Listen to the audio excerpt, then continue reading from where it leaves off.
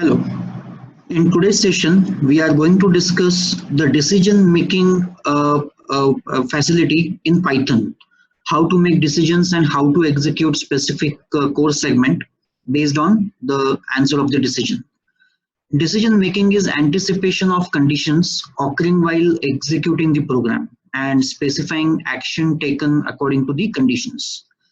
Decision structures evaluate multiple expressions which produce true or false as outcome, which are Boolean in nature.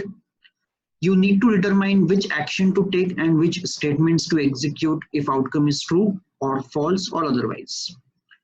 So this is the basic concept why we need decision-making statements in Python. And in Python, for this purpose, we have if statement, if else statement, nested if else statement, and elif statements. So now we are going to discuss all these things one by one in details.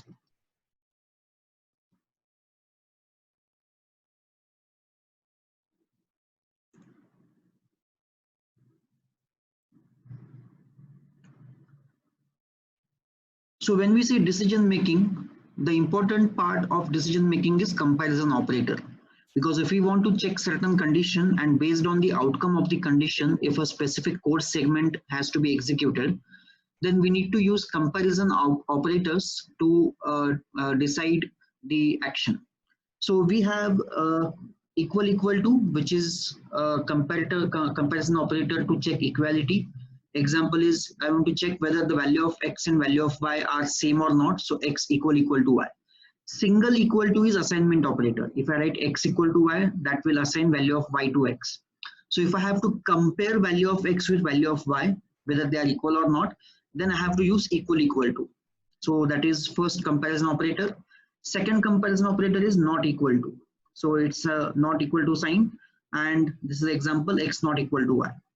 So in this case, for first example, x equal to y, if both are same, value of x and value of y, if both are same, this condition will return the answer as true. In second case, x is not equal to y. So if x and y are different, then the answer will be true. Next comparison operator is greater than. So remaining four operators are normal operators, which we can use, which we use in normal mathematics also: greater than, less than, greater than equal to, and less than equal to. And based on that condition, based on the values, it will either return true or false as the answer. So these are the basic comparison operators which we can use as part of the expression to check the answer of the condition. So this is one example of comparison operator. Value of x is 50, value of y is 30. So I want to compare value of x with value of y, whether they are equal or not. So I'm printing the answer of x equal y. So in a way, I'm asking Python interpreter a question, whether x and y are same or not. So if x and y are same, if both are equal, then it will return true. Else it will return false. Now in this case, it is returning false because value of x is 50 and value of y is 30 and both are not same. In second example, I am taking the same values of x and y, which are 50 and 30, but now I am using not equal to operator. Print into bracket x not equal to y. So I am asking a question to Python interpreter, tell me whether x is not equal to y or not. So x is 50 and y is 30. So x is not equal to y. This is true. So it returns true. And you will get answer as true.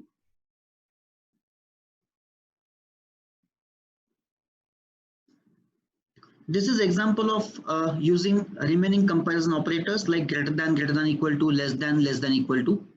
So we are taking now three variables x, y, and z. Value of x is 50, value of y is 30, and value of z is also 30. So first print operation says, or if it is, I can say, first print operation is checking whether x is greater than y. So I'm asking interpreter a question, tell me whether x is greater than y. In second, I'm asking the question, tell me whether x is greater than equal to y. Third, tell me whether x is less than y. Now, if value of x is 50 and value of y is 30, then x greater than y. This condition is true. So the first answer has to be true. The next print is x greater than equal to y. So 50 is greater than equal to 30. It is not equal to, but it is still greater than 30. So again, it will return true as the answer. Third, x is less than y. 50 is not less than 30, so it will return false. So the third answer is false. X is less than equal to y. 50 is neither less nor equal to y. So again it will return false. Next is z equal to y. Now z is also 30 and y is also 30. So z equal to y, 30 is equal to 30. So it will return true. And the last is z is greater than equal to y. Now z is 30. It is not greater than y, but it is equal to y. So it will also return true. So these are the answers of different comparison operators.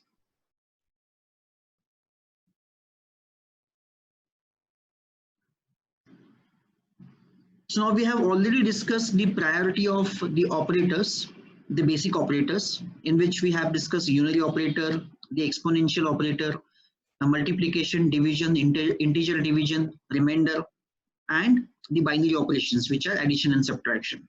Now with the addition of comparison operators, I have updated the priority chart. Now the priority operators, in case of operators, priority of the operators, the least priority is for comparison operators.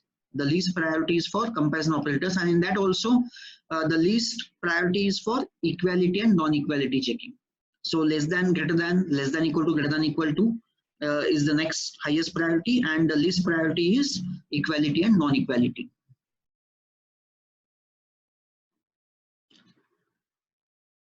Now we will start with the explanation of conditional execution. Now in case of conditional execution, the first is use of if statement. In real life, we do certain things when a specific condition is met. For example, you will take umbrella if it is raining. To make such decisions, Python offers conditional instruction format or conditional statement. Now this is the syntax of conditional instruction format. If, and then after if, you can write the expression or the condition, colon, and then you can write the statements which you think are part of the execution if the expression is true. And then you can write the normal statement, following statement, which you want to execute after the if condition or the execution of if statements. I'll explain the syntax in more details. Look at the example. N is 7, value of n is 7. So if n is greater than 0, I want to print some output on the screen as positive number. And at the end, by default, whether this print is getting executed or not, whatever is the condition answer is, I want to print a message end of execution. So because the value of n is 7 and 7 is greater than 0, the condition is true. So if condition is true, then only it will go inside the if statement and it will execute the statement which is written after if statement. And at the end of the execution of this statement, it will come out of the if part and it will start executing the normal code. Now I'll explain the syntax, the indentation and everything. So the output of this code is, because this condition is true, so it will execute this print statement as well as it will execute the normal print statement. So positive number followed by end of execution is the output. So what is important in this syntax? The if keyword. You have to start the expression with if keyword. That means you are telling interpreter, the Python interpreter, that now you want to ask some question, you want to test some condition, followed by one or more white spaces. So after if, you have to have at least one white space. You can give multiple white spaces also, followed by an expression. This is the expression. So like you can give some condition, A is greater than B, or you can write some expression also, followed by a colon. So this colon is very important. So this colon indicates that whatever is after colon is true part. True part means that or those statements will be executed if the expression returns true. So after colon, you have to give a new line, and on the new line, you have to follow the indentation. A specific number of spaces, you have to follow indentation. My request to you is, or my suggestion to you is, always use tab as indentation, so you'll not get confused. If you give only 4 spaces, then every statement should have 4 spaces as indentation. So to minimize the confusion, you can use the tab. That will give a constant indentation. So if this expression is returning true, then it will execute all these statements with a specific indentation. Now, if I'm writing the next statement without indentation, that means Python interpreter will understand that this expression or this statement is not part of the true part or these statements. These statements will be executed if the expression is true. And if the expression is false, it will directly come out of the if part and it will start executing the normal statement, following statement. So this is the syntax of if statement.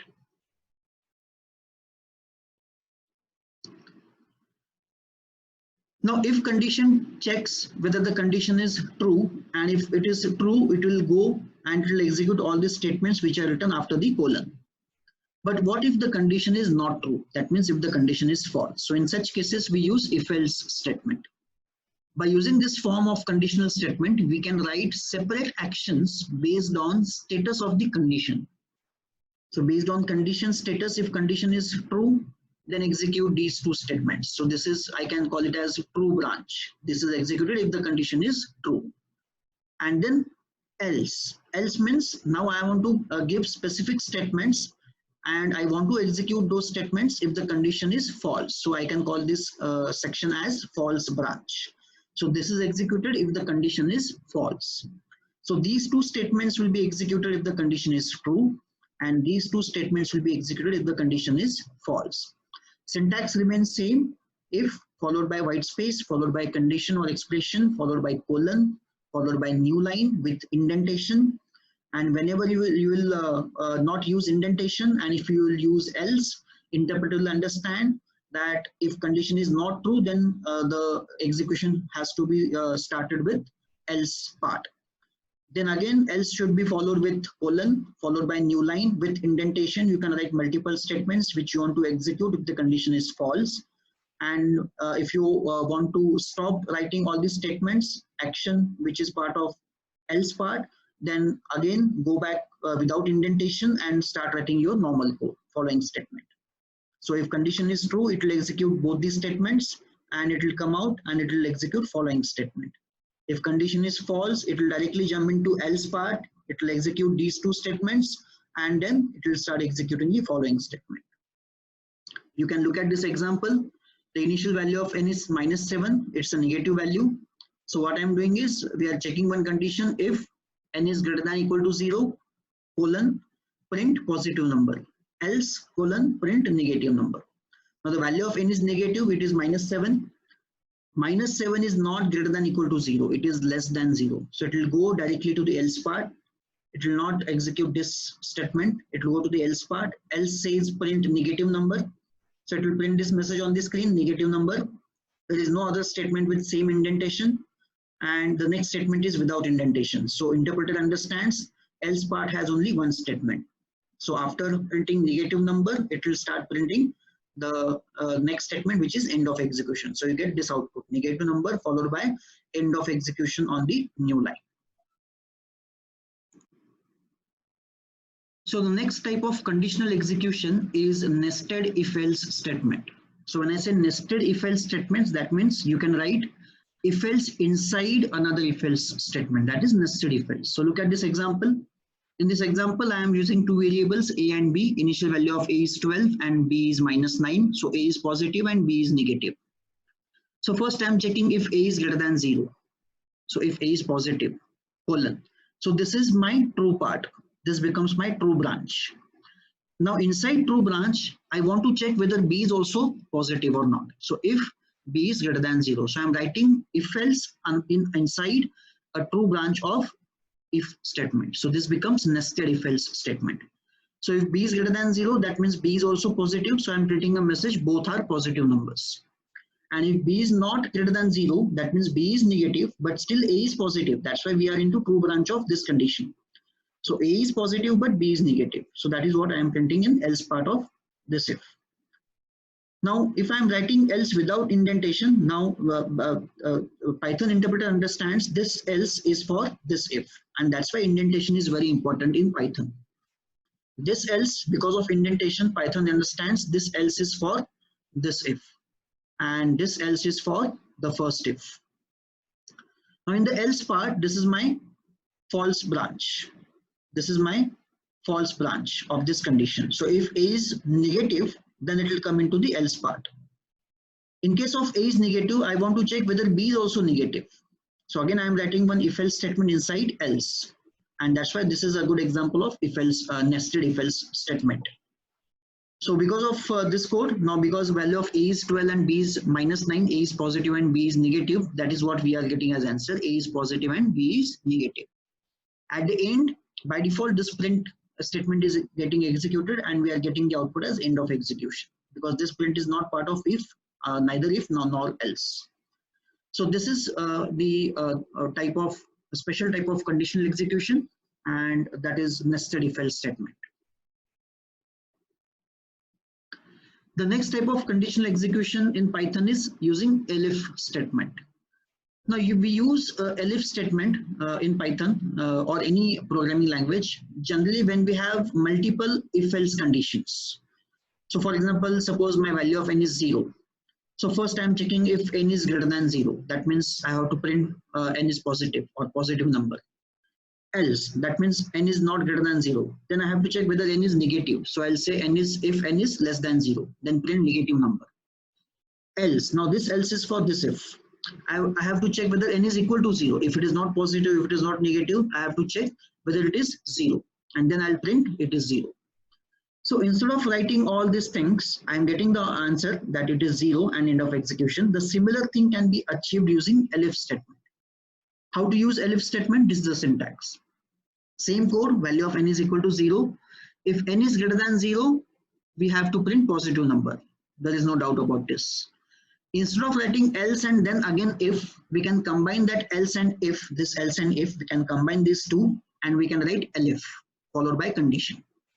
So elif n is less than 0, colon, we have to print negative. If n is less than 0, print negative. And then we don't have any other if condition present. So finally, we'll write else part, print it is 0. And print end of execution, normal statement. So I'm getting the same answer, it is 0, end of execution. But we are replacing all these indentations and complications. We are reducing these complications by using elif statement.